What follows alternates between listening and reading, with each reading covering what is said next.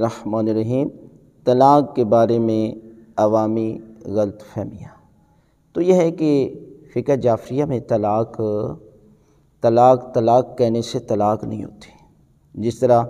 نکاح کہنے سے نکاح نہیں ہوتا، اسی طرح طلاق کہنے سے طلاق نہیں ہوتی۔ اور دوسری جو اہم مسئلہ ہے جو بہت زیادہ لوگوں کو اس کا علم نہیں ہے کہ جو طلاق عدالت کی ہو جاتی ہے نا،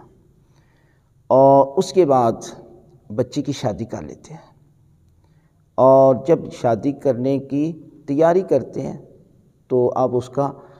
صیغہ نہیں پڑا گیا، اس کی طلاق تو ہوئی نہیں ہے، یعنی شرعی طلاق تو واقع نہیں ہوئی، اب اس کے بعد جو ہے وہ شادی کے لیے بڑا مسئلہ بن جاتا ہے۔ اس لیے سب سے پہلے اپنی بچی کو شرعی طلاق جو ہے وہ علماء کی طرف یا پھر جو ہے وہ اپنے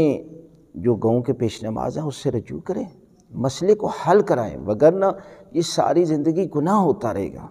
اس سے آنے والی نسل کے بارے میں بھی آپ کو پریشانی ہوگی۔ اس لیے کہ آپ صیغہ جاری کرائیں اور اس کے بعد عدت گزاریں،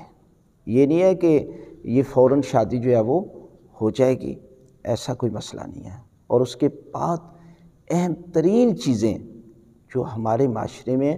کہ ایسے مسائل پیدا ہو جاتے ہیں جس کے بعد ساری زندگی جو ہے انسان گناہ میں مبتلا ہو جاتا ہے، لہذا طلاق کے لیے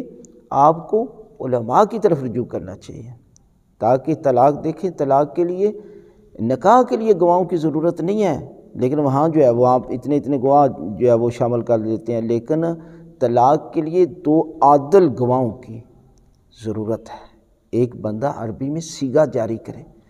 اور پھر اس کے بعد طلاق جو ہے وہ واقع ہوتی ہے، لہذا ان مسائل کی طرف آپ رجوع کریں، مسائل کو سیکھیں، اس لیے کہ ہر انسان کو چاہیے کہ جو اس کی زندگی میں